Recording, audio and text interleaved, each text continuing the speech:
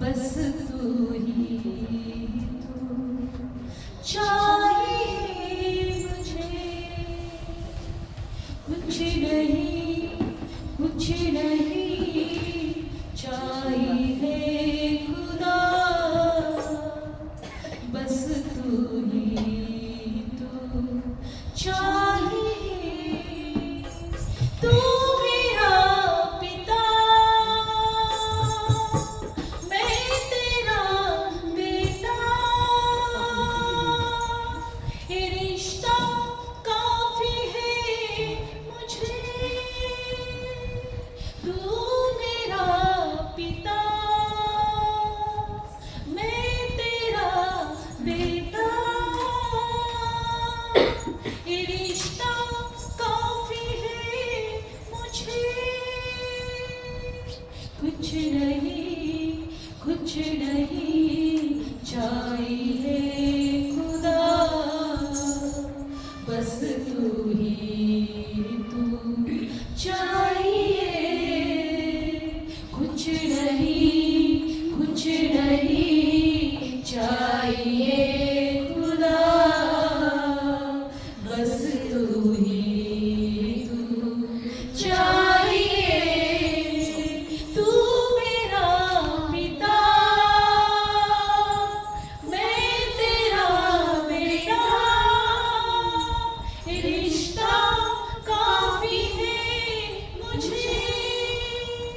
तू चले मैं चलूं, तू रुके तो मैं भी रुकूं। तू चले तो मैं चलूं, तू रुके तो ही मैं रुकूं। तू कहे वही मैं सुनूं, तू दिखाए वो ही मैं देखूं। कुछ नहीं चाहिए खुदा, बस तू ही तू चाहिए। वो कुछ नहीं चाहिए खुदा, बस तू ही तू चाहिए।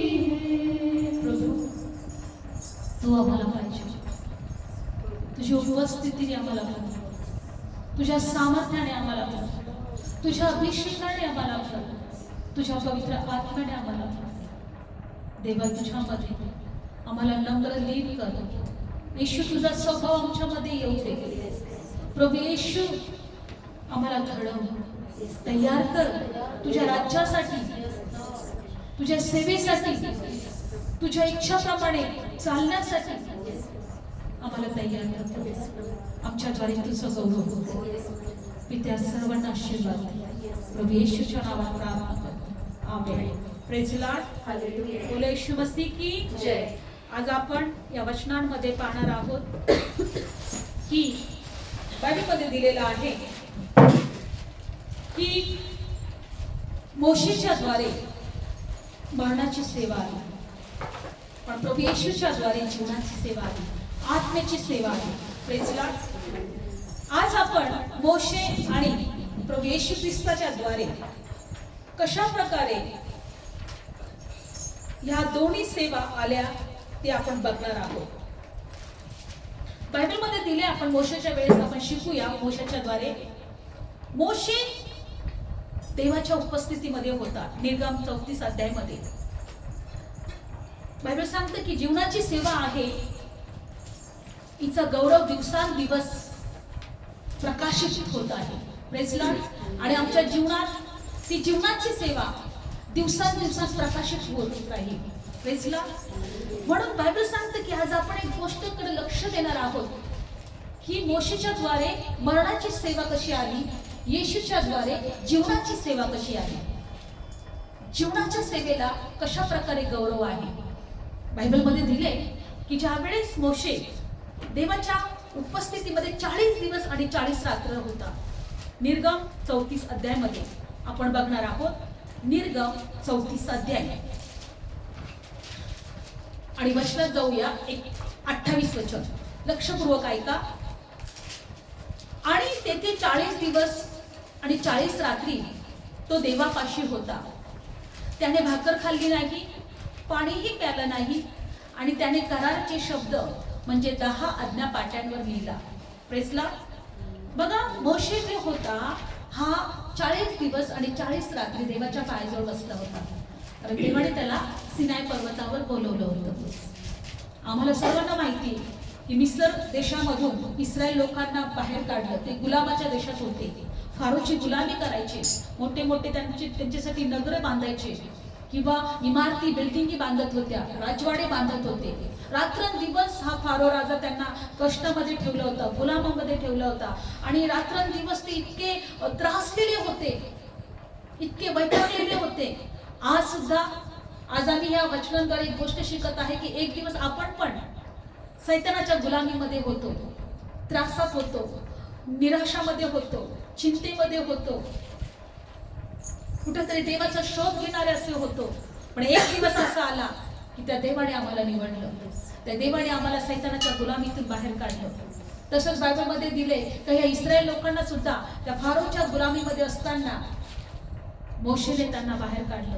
कारण परमेश्वराने त्यांना सांगितलं की माझ्या लोकांना त्या फारोच्या बंधनातून सोडव, त्यांना ह्या गुलामगिरीच्या देशातून सोडव. आणि गुलामगिरीच्या देशातून सोडल्यानंतर ते प्रवासामध्ये होते. कुठं होते ते? कारण परमेश्वराला त्यांना वचनदत्त भूमीमध्ये घेऊन जायचं होतं, दूध मध वाहण्याच्या देशात घेऊन जायचं होतं, आशीर्वादाच्या देशात त्यांना घेऊन जायचं होतं. आणि परमेश्वर स्वतः त्यांच्या बरोबर होता. आणि बायबल सांगतं की त्यानंतर देवाने मोशेला दर्शन दिलं आणि म्हटलं, मोशे, या लोकांना कनान राष्ट्रामध्ये दूध मध वाहण्याच्या देशामध्ये आशीर्वादाच्या भूमीत जाण्याच्या अगोदर यांना मी काही नियम देणार आहे, काही आज्ञा देणार आहे. आणि म्हणून तू माझ्याकडे ये आणि मी ज्या आज्ञा तुला सांगतो त्या एका दगडाच्या पाठीवर लिही. कुठे लिही? हा. आणि बायबल सांगतं की कारण की त्या काळामध्ये जेव्हा जग निर्माण झालं, काही पिढ्या, हजारो काही वर्ष गेले, त्या काळामध्ये लोकांजवळ नियमच नव्हते. म्हणजे लोक मनाला पाहिजे तसे वागत होते. त्यांना माहित नव्हतं चोरी करणं पाप आहे, खून करणं पाप आहे, व्यभिचार करणं पाप आहे, दोष लावणं पाप आहे. त्यांना माहितच नव्हतं तर हे पाप आहे. जसं लहान लेकराला माहित नसतं. लहान लेकरू कसं कोणाच्या घरी जातो, काय पण वस्तू घेऊन येईल, त्याला माहिती का ती चोरी आहे? नाही. किंवा लहान लेकरू अशा कोणाला पण असं पटकन मारेल, डोक्यात टाकेल, काही पण उचलून, आहे की नाही? त्याला माहित नाही चुकीचं करतोय तो, पण तो करतो. तसंच बायबल सांगतं की जगामध्ये जेव्हा नियमशास्त्र नव्हतं तेव्हा लोकांना माहित नव्हतं की ते पाप करतायत, ते चुकीचं करतायत.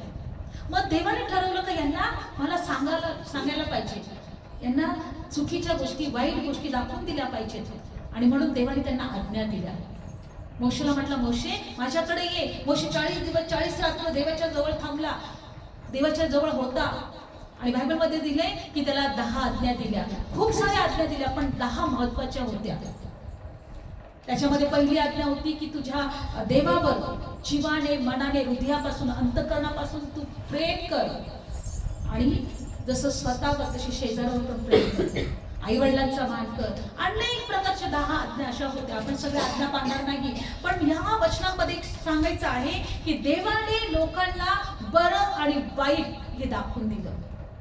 आणि बायबल सांगते की ज्यावेळेस मोशे हा सिनाई पर्वतावर होता, तो देवाच्या उपस्थितीमध्ये 40 दिवस 40 रात्र होता. आणि देवाने त्यांना त्या आज्ञा दिल्या लोकांना शिकवण्यासाठी.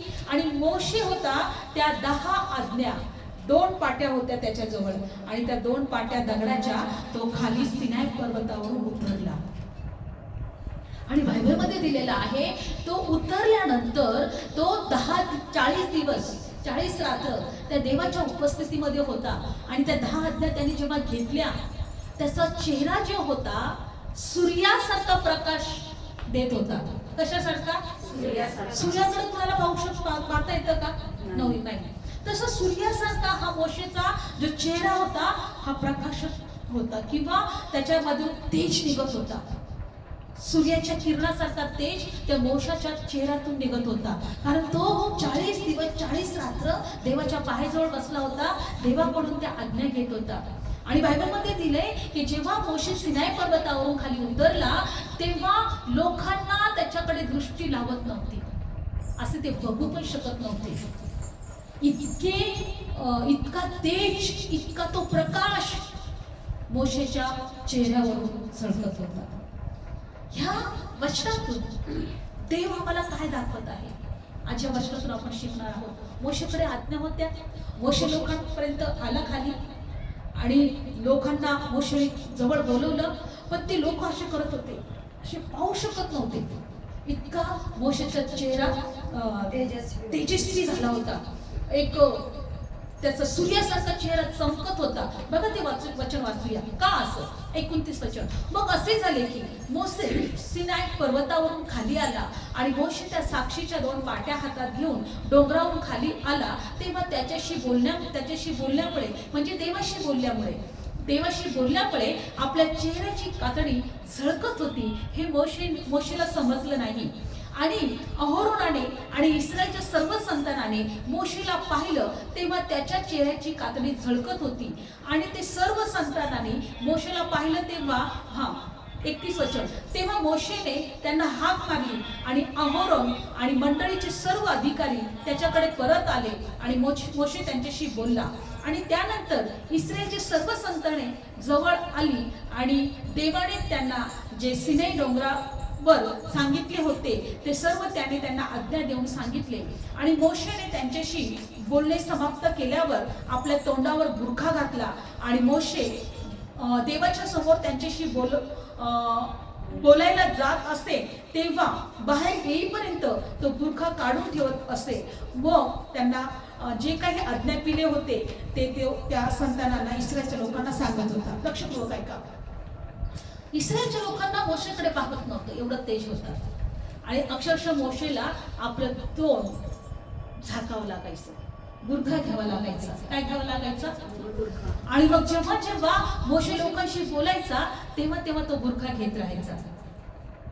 पण बायबलमध्ये दिलेलं आहे की काही वेळानंतर मोशेने तो बुरखा असंच ठेवायचा.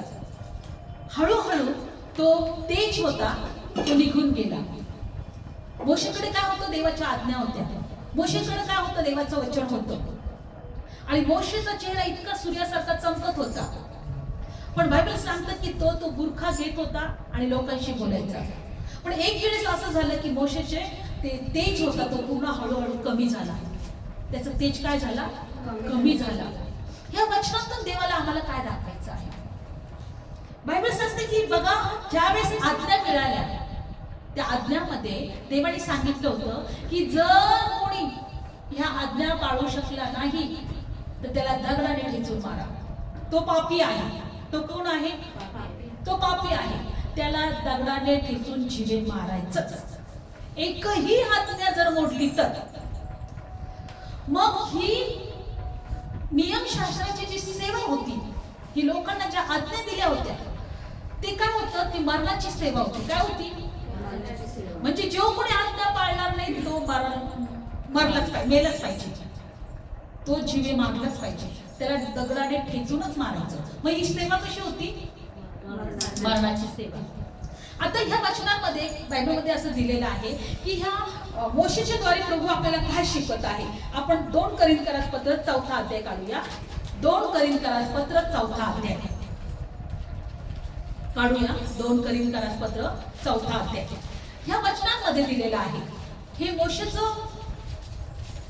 जे चेहऱ्यावर घेणं, आपला चेहरा बुरखाने झाकणं, या वचनाच्या मध्ये देव आम्हाला काय सांगत आहे. 2 करिंथकरास पत्र लक्षपूर्वक ऐका, कारण याच्यामध्ये आमचे आशीर्वाद आहे. 2 करिंथकरास पत्र काढलं सर्वांनी? बघा बायबलमध्ये दिलेलं आहे. 2 करिंथकरास पत्र 4 अध्याय. धन्यवाद येशू. बायबलमध्ये दिलेलं आहे. काढलं सर्वांनी? एकच मिनिट, मी 1 करिंथ काढलाय. किंवा 3 अध्याय बघा. 3 अध्यायामध्ये देवाचं वचन सांगतं की मोशेच्या तोंडावर आच्छादन होतं. काय होतं? 3रा अध्याय आणि 13 वचन. आणि मोशे सारखे आपण करत नाही, त्याने आपल्या तोंडावर आच्छादन घातले यासाठी की जे नायसे होत चालले होते त्याच्या शेवटावर इस्रायलांची दृष्टी पडू नये, परंतु त्यांची मने कठीण झाली.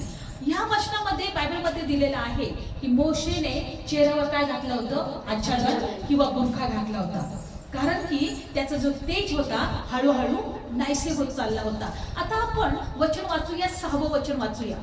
त्यानेच आम्हाला नव्या कराराचे सेवक होण्यास समर्थ केले, अक्षराचे नाही तर आत्म्याचे, कारण अक्षर जीवे मारते परंतु आत्मा जिवंत करतो. जिची अक्षरे दगडावर कोरली होती ती मरणाची सेवा जर अशी गौरवयुक्त झाली तर इस्रायलच्या संतानाने मोशेच्या तोंडाचे तेज जे नायसे होत चालले होते त्या तेजामुळे त्यांच्याकडे दृष्टी लावत नव्हती, तर तिच्यापेक्षा आत्म्याची सेवा अधिक गौरवयुक्त कशी होणार नाही? कारण जर आत्म्याची काय अन्याय ठरवण्याची सेवेला जर गौरव होते तर तिच्यापेक्षा न्यायी ठरवण्याच्या सेवेला फार अधिक गौरव आहे.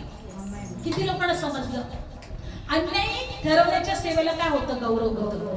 ते तेजाने आलं होतं, मोठ्या सामर्थ्याने ती सेवा मोशेच्या पासून आली होती.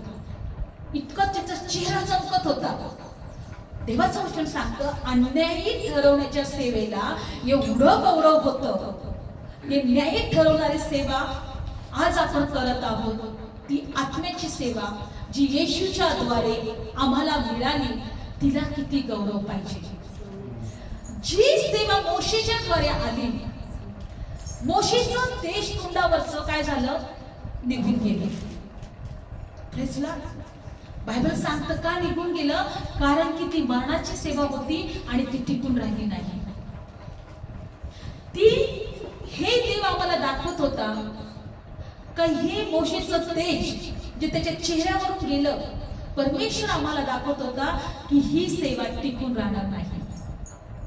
आणि म्हणून बायबल सांगतं की आजची सेवा आहे ही आत्म्याची सेवा आहे. बायबल सांगतं अक्षर जीवे मारतं पण आत्मा जी आहे ते जिवंत करतो. Praise Lord. अक्षराने जीवे मारलं, आज्ञाने मनुष्याला जीवे मारलं, पण जो देवाचा आत्मा आहे त्या आत्म्याच्या द्वारे आम्ही जिवंत झालो. म्हणजे बघा बायबल सांगतं की यौवन शुभवर्तमान 1 अध्यायामध्ये काढणार नाही, मोशेच्या द्वारे नियमशास्त्र आलं, पण प्रभू येशूच्या द्वारे आणि कृपा आणि काय आलं? पूर्णता आली. कृपा आणि प्रभू येशूच्या पूर्णतेतून आम्हाला कृपा मिळाली. काय मिळाली? आणि पूर्णता मिळाली. का मिळाली? बायबलमध्ये दिलेलं आहे की मोशेने इस्रायल लोकांना जे काही नियमशास्त्र दिले आणि त्याने सांगितलं जो कोणी नियमशास्त्र पाळणार नाही तो श्रापित आहे. तो काय आहे? हा, त्याला ठार मारलंच पाहिजे, त्याला जीवे मारलंच पाहिजे. पण बायबलमध्ये दिले की प्रभू येशू ख्रिस्ताने त्या नियमशास्त्राचे श्राप स्वतःवर घेतले. रोमकारास पत्र 8 अध्याय काढूया. रोमकारास पत्र 8 अध्याय. परमेश्वराने त्या सर्व पापाचा दंड प्रभू येशू ख्रिस्ताच्या देहामध्ये दिला. कशामध्ये दिला? रोमकारास पत्र 8 अध्याय. नेहमी लक्षात ठेवा की आम्हाला देवाचं वचन काहीतरी शिकवत आहे. संपूर्ण जगामध्ये आज्ञा आहे, प्रत्येक शास्त्रामध्ये आहे. चोरी करू नको, खून करू नको, आई वडिलांचा मान कर, नाही का? प्रत्येक शास्त्रामध्ये आज्ञा आहे. पण आज माणूस आज्ञा पाळायला समर्थ नाही. त्याच्याकडून चुका होतात, तो वाईट वागतो, कुठं ना कुठं तरी तो चुकीच्या गोष्टी करतो. बघा आजच जर तुम्ही बातमी ऐकली असेल, एक 21-22 वर्षाच्या मुलाने आपल्या बापाला मारलं. करोडाचा त्याचा बंगला होता, महाल होता, आणि त्याच्या बापाला त्यांनी तुकडे केले आणि ड्रम मध्ये टाकले. आज जर बातमी तुम्ही ऐकली, सगळीकडे व्हायरल तेच चालू आहे. का? त्या मुलाने, बापाने त्याच्यासाठी एवढं कमवून ठेवलं, एवढा महाल बांधला आणि नेटची परीक्षा देत होता. बापाची इच्छा होती डॉक्टर व्हावं, माहितले सत्य काय आहे, पण तो स्वतः त्याने कबूल केलं, हा मी माझ्या बापाला मारलं. त्याने तुकडे केले आणि ड्रम मध्ये टाकून दिले. आज या घटना घडत आहेत कारण की का लोक ते करत आहे. देवाने त्यांना सांगितलं होतं हे पाप करू नका, पण ते करत आहे आणि पापाचं वेतन मरण आहे. पापाची मंजुरी काय आहे? मरण. आणि मरणाचा अधिपती कोण आहे? सैतान. सैतान लोकांना आज त्याच्या गुलामात ठेवत आहे, पाप करायला लावत आहे, नाशाच्या मार्गावर घेऊन जात आहे. पण देव म्हणतो तुम्ही पश्चाताप करा. देव म्हणतो तुम्ही वाईट गोष्टी तुमच्यापासून सोडा. देव म्हणतो तुम्ही स्वतःला सुधारा. देव म्हणतो तुमच्यातल्या सगळ्या चुकीच्या गोष्टीची क्षमा मागा. किती महत्वाचं आहे देवाचं वचन बघा ना. त्यासाठी देवाने आपल्या प्रिय पुत्राला जगामध्ये पाठवलं, कारण की आम्हाला नरक मिळू नये, आमची जागा नरकात होऊ नये, आम्ही श्रापित होऊ नये, आम्ही जीवे मारले जाऊ नये, आमचा नाश होऊ नये. म्हणून देवाचं वचन काय सांगतं रोमकरास पत्र 8व्या अध्यायामध्ये की परमेश्वराने आपल्या पुत्राच्या देहामध्ये पापाला दंड दिला. कशाला दंड दिला? बघा पवित्र आत्मा. रोमकरास पत्र 8वा अध्याय काढलं सर्वांनी. आणि दुसरं वचन, ख्रिस्त येशू मधील जीवनाच्या आणि आत्म्याच्या नियमाने मला आणि पापाच्या आणि मरणाच्या नियमापासून मुक्त केले. कारण नियमशास्त्र देहामुळे, किंवा पहिलं वचन, जे ख्रिस्त येशू मध्ये आहेत, जे देहाप्रमाणे वागत नाही आत्म्याप्रमाणे वागतात, त्यांना आता न्यायदंड नाही. तिसरं वचन, कारण नियमशास्त्र देहामुळे दुर्बळ असल्यामुळे जे असाध्य ते देवाने केले, म्हणजे त्याने आपल्या पुत्राला पापी देहाच्या प्रतिरूपाने पापाकरता पाठवून त्याच्या देहामध्ये पापाला न्यायदंड ठरवला. म्हणजे आमच्या सर्व पापांचा दंड कुणाच्या शरीरावर आहे? येशूच्या. आता जी सेवा आहे ती आत्म्याची सेवा आहे. कोणती सेवा आहे? आता दंड नाही, आता श्राप नाही, आता मरण नाही. हा देहात मरणार, पण आम्हाला सार्वकालिकाचं गौरवी शरीर मिळणार. Praise the Lord. देहामध्ये मरणार आम्ही, पण आम्हाला गौरवी शरीर मिळणार. जसे येशू मेला, उठला, जिवंत झाला आणि त्याला स्वर्गीय गौरवी शरीर मिळाला, तसा आम्हाला पण मिळणार. म्हणून देवाचं वचन सांगतं की किती मोठी गोष्ट आहे. देवाच्या पुत्राच्या देहावर किंवा येशूने स्वतःच्या देहावर सर्वांच्या पापाचा दंड स्वतःवर घेतला. ही गौरवी सेवा आहे, ही आत्मिक सेवा आहे. कोणती सेवा आहे? ही आत्मिक सेवा आहे. पण आजही सैतान चौताळलेला आहे, लोकांना पापामध्ये पाडत आहे, खून करायला लावत आहे, लहान लहान लेकरांना त्यांच्यावर बलात्कार होत आहे, मनुष्याची चोरी करत, म्हणजे त्यांना किडनॅप करत आहेत, त्यांना मारून टाकत आहेत, त्यांना खात सुद्धा आहेत. इतकं भयंकर पाप वाढलंय. जितकं देवाची कृपा प्रकट झाली, तितकं सैतानाने अजून लोकांना पापामध्ये, भयंकर पापामध्ये पाडले.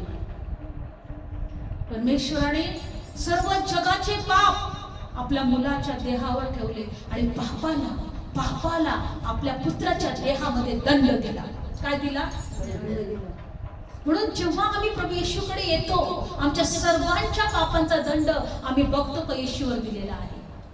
त्याने देहाच्या रूपात पाठवलं, आपल्या पुत्राला देहाच्या रूपात पाठवलं, कारण पापाला देहात दंड द्यायला. लक्षपूर्वक ऐका. जर आम्हाला कळालं, बघा नियमशास्त्राद्वारे कोणीही नीतिमान नाही, कोणालाही जीवन नाही, कोणीही आशीर्वादित नाही. जो नियमशास्त्राच्या द्वारे जो पापी ठरतो, जो नियमशास्त्राच्या आज्ञा पडतो, त्याला जीवे मारावाच असा नियम होता. पण बायबल सांगतं येशूच्या कृपेच्या द्वारे, त्याच्या परिपूर्णतेच्या द्वारे त्याने आमचे पाप स्वतःच्या देहावर, पापाचा दंड स्वतःच्या देहावर घेतल्यामुळे आज आम्ही नीतिमान ठरलो. गौरवी सेवा आम्हाला मिळाली. आणि म्हणून बायबल सांगतं अक्षर जीवे मारतो पण आत्मा जिवंत करतो. Praise the Lord. जेव्हा प्रभू येशूने आमचा दंड स्वतःवर घेतला, तेव्हा तो जो देवाचा आत्मा आहे त्याने आम्हाला जिवंत केलं. आत्मिकरित्याने काय केलं? आत्मिकरित्याने जिवंत केलं. बघा ह्या वचनात मोशे जेव्हा त्या सिनाई पर्वतामधून आला, लोखंड आज्ञा सांगत होता, त्याचा चेहरा सूर्यासारखा चमकत होता. या अध्यायामधून एकच गोष्ट सांगितलेली आहे की मरणाची सेवा एवढी गौरवी आली किंवा एवढी सामर्थ्याने तेजस्वानी आली तर, आणि ती नंतर पूर्णपणे निस्तेज झाली तर जी आत्म्याची सेवा आहे किंवा सार्वकालिक जीवनाची सेवा आहे, जी आम्हाला नीतिमान ठरवणारी सेवा आहे, ती किती गौरवी आहे. जी नाश पावणारी सेवा आहे, जी संपणारी सेवा होती, ती जर गौरवाने आली तर नीतिमान ठरवणारी सेवा कधीही जिचा नाश होणार नाही किंवा जी संपणार नाही, ती किती गौरवान जाणार आहे. Praise lord. ही गौरवी ठरवणारी सेवा आहे. ही अजून तेजमय सेवा आहे, प्रकाशित करणारी सेवा आहे, जिचं तेज कधीही न संपणारी अशी सेवा आहे. Praise Lord. मोशेच्या चेहऱ्याच्या द्वारे देवाला एकच दाखवायचं होतं का त्याचा चेहऱ्यावरचा तेज निघून गेला, म्हणजे ही मरणाची जी सेवा जी आहे ही एक दिवस संपणार आहे. Praise Lord. एका वचनातून एक गोष्ट अजून देवाने शिकवली आपल्याला की ज्यावेळेस पृथ्वीवर आदामाला निर्माण करण्या अगोदर अंधार होता. काय होता? सर्व जलाशयावर अंधार होता आणि त्या जलाशयावर देवाचा आत्मा तळमळत होता आणि परमेश्वर काय म्हटला की प्रकाश हो. काय म्हटला? प्रकाश हो. आणि पृथ्वीवर काय झाला? प्रकाश झाला. देवाचं वचन आपल्याला सांगते की देव बोलला प्रकाश हो. आज तो प्रकाश या जगातच नाही, आमच्या अंतःकरणात प्रकाशला आहे. Praise Lord. कुणाच्या द्वारे? प्रभू येशू ख्रिस्ताच्या द्वारे. त्याचं ज्ञान जेव्हा आम्हाला प्राप्त होतं, आमचं अंतःकरण प्रकाशित होतं.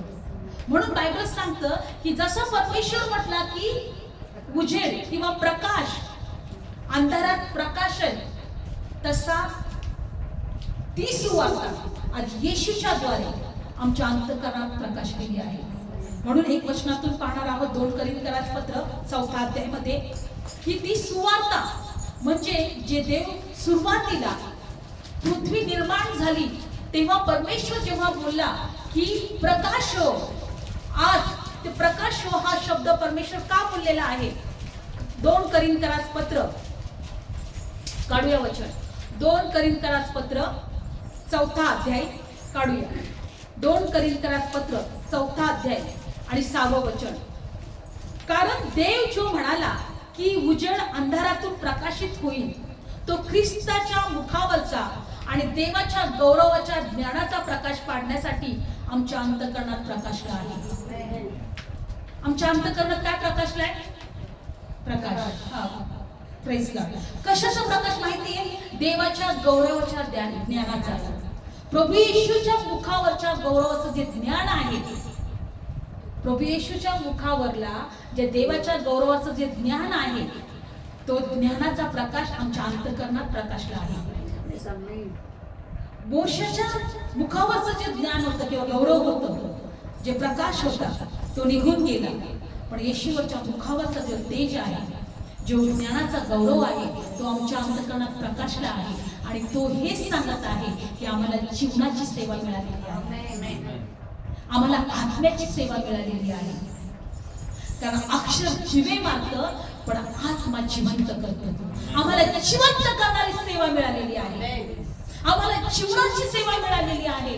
म्हणून आज श्राप आमच्या जवळ नाही, मरण आमच्या जवळ नाही. मरणाची शिक्षा जी सार्वकालिक जीवनाची शिक्षा आहे, सार्वकालिक मरण आहे, पापाचं वेतन म्हणजे मरण, ते आमच्यापासून दूर झालेलं आहे.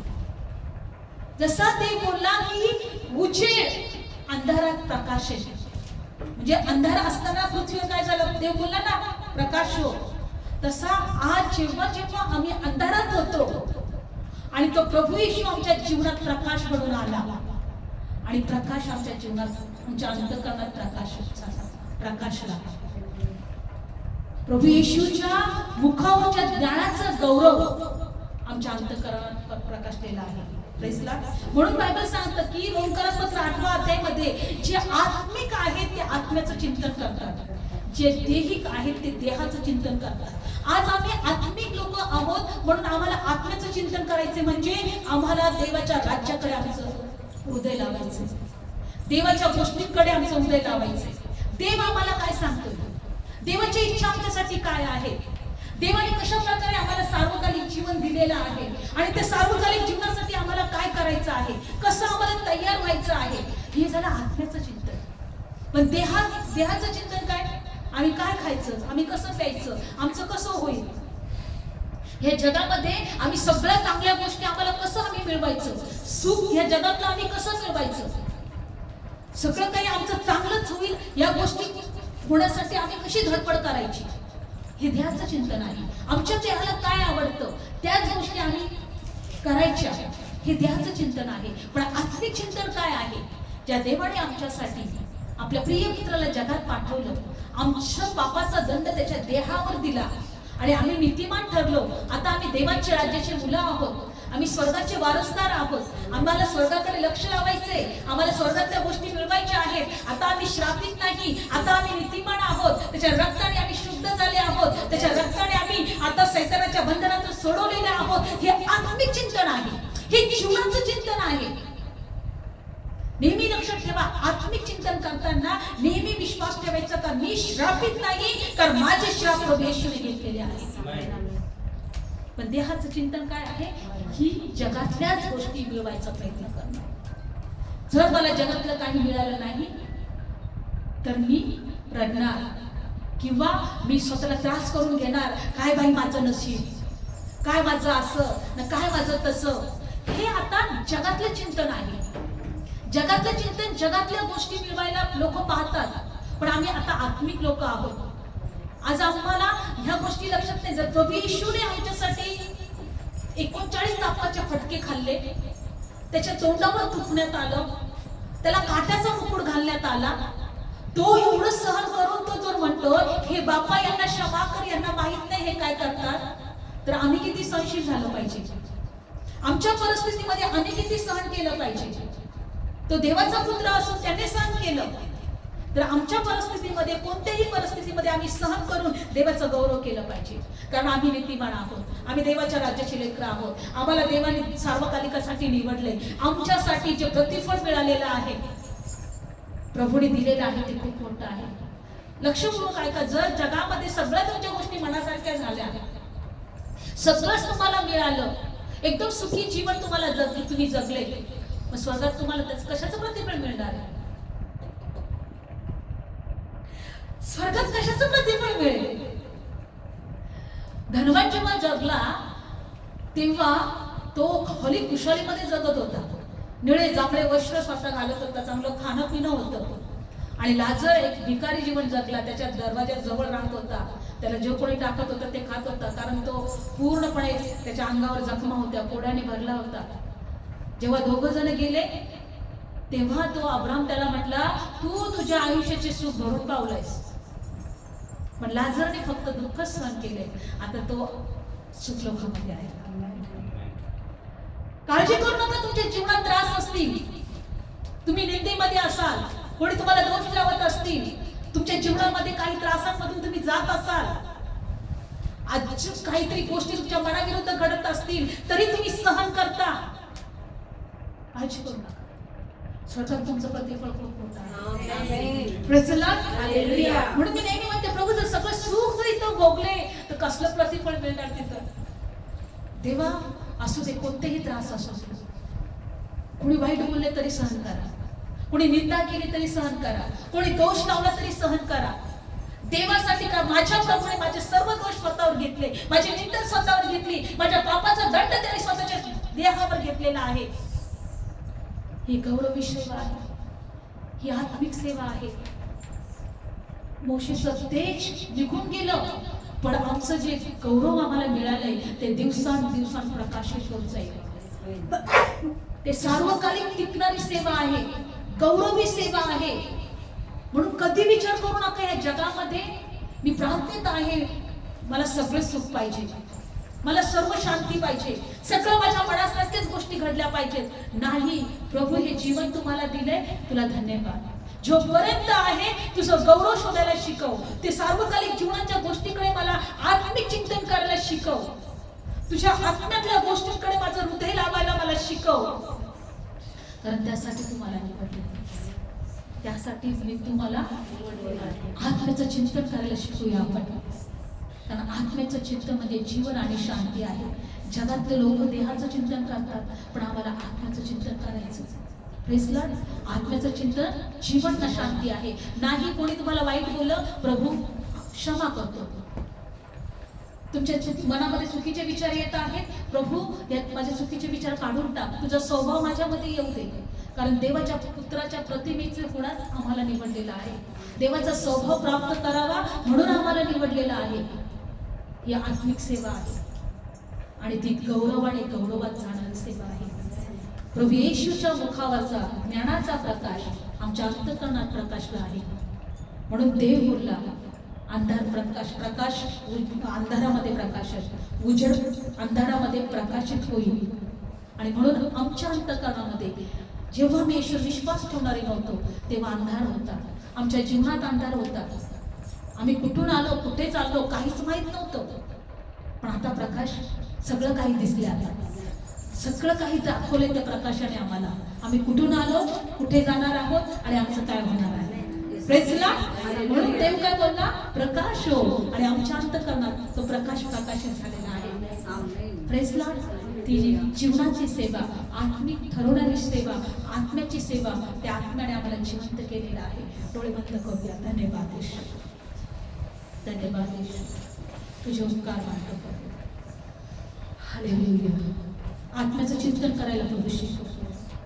कारण देहाचं चिंतन हे मरण आहे, पण आत्म्याचं चिंतन जीवन आणि शांती आहे. देहाने कधीच देवाला संतुष्ट करवणार नाही. आम्हाला आत्म्यामध्ये राहायला शिकव, आत्म्यात सगळ्याला शिकवायचं.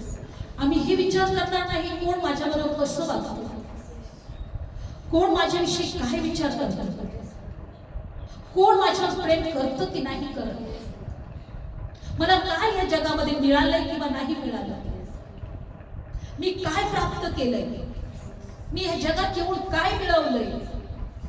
हे देहाचं चिंतन आमच्यापासून दूर करतो. पण आत्म्याचं चिंतन, माझ्या देवाने मला निवडले, माझ्या देवाने मला अनमोल ठरवलंय, माझ्या देवाने माझ्यावर प्रेम केलंय, माझ्या देवाने माझ्या पापाचा दंड स्वतःच्या देहामध्ये घेतला, मला त्याच्या राज्याचे वारसदार ठरवलं.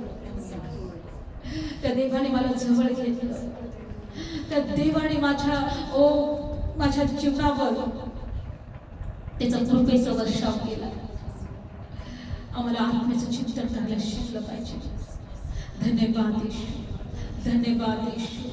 Thank you Jesus, thank you Jesus, thank you Jesus. Thank you Jesus. मुझे माफ कर दे खुदा, मुझे माफ कर दे पिता, मुझे माफ कर दे खुदा, मुझे माफ कर दे पिता. तेरे चरणों में मैं आऊं, तेरी महिमा करना सिखा. तेरे चरणों में मैं आऊं, तेरी महिमा करना सिखा.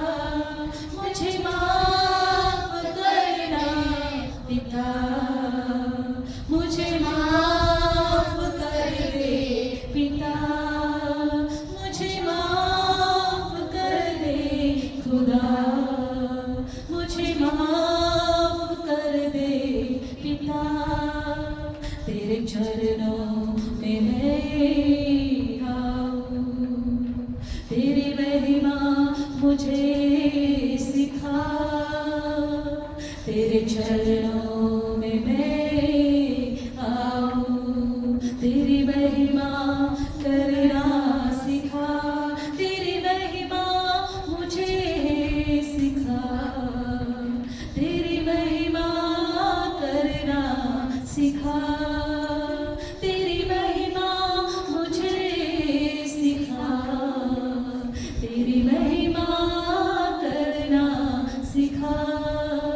तेरे चरणों में मैं आऊं, तेरी महिमा करना सिखा. धन्यवाद ईश्वर. खरोखर प्रभू आमच्या सर्व अपराधांची क्षमा. देवा आम्ही तुला सहज घेतला असेल.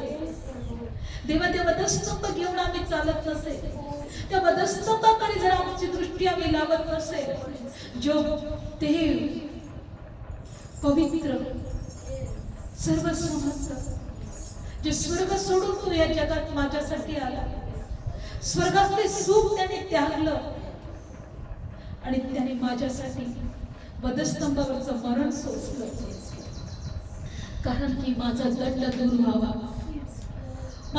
माझ्यावर न्यायाचा प्रसंग येऊ नये. प्रभू त्या देवासाठी आम्ही तुला धन्यवाद, तुझ्या पुत्रासाठी आम्ही तुला धन्यवाद. Thank you Jesus. आम्ही तुझे उपकार मानतो. आम्ही जर समजा प्रभू सहज घेतला असेल काही गोष्टी तर क्षमा कर. रोज तुझ्या कृपेत येतो. आत्म्याचं चिंतन करायला शिकव. आमच्याद्वारे तुझं गौरव होऊ दे. जे लोक ऐकत आहेत त्यांना आशीर्वाद दे. हर एक श्राप आम्ही आमच्या जीवनातून नाश करतो. हर एक प्रभू पाप आमच्या जीवनातून आम्ही नाश करतो. हर एक तुला नाव म्हणणाऱ्या दैहिक गोष्टी आमच्या जीवनातून आम्ही नाश करतो.